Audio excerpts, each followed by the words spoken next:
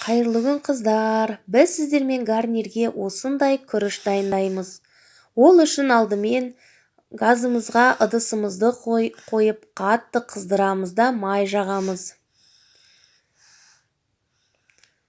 Осыдан соң майымыз қатты қызғаннан кейін оған жартылай кептірілген, яғни алдын ала жуылып қойылған күрішімізді саламыз. Күрішіміз міндетті түрде алдын ала жуылған болу керек, су болуға болмайды. Осылай барлық күрішімізді саламыз, содан соң жақсылап оны араластырамыз. Яғни ыдысымыздың түбіндегі май барлық күрішке тиюі тиіс.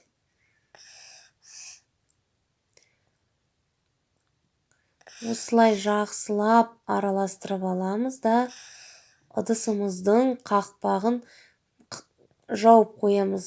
Міндетті түрде отымыз осындай қызып тұрған болу керек, яғни қатты жанған газда пісіруі тиіс.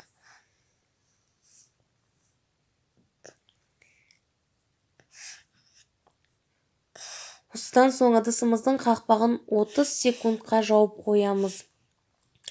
Бұдан кейін күрішімізге шым-шым тұз, яғни дәміне қарай тұзын салып, қайнап тұрған ыстық су құямыз.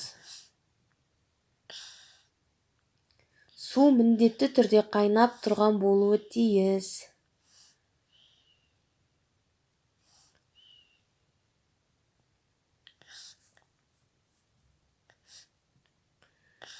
Су күрішімізден 1 сантиметрдей ғана асып тұруы керек.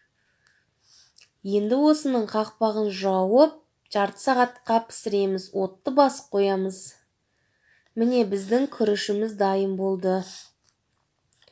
Енді осыны жақсылап араластырып,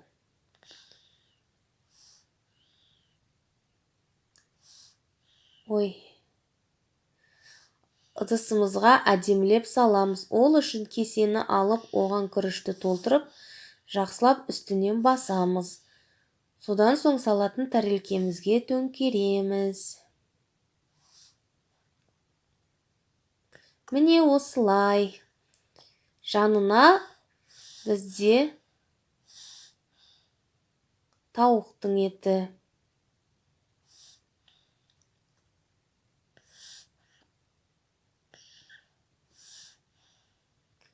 Міне осылай. Астарыңыз дәмді болсын. Ұнаса лайк басып, комментарий қалдырыңыздар.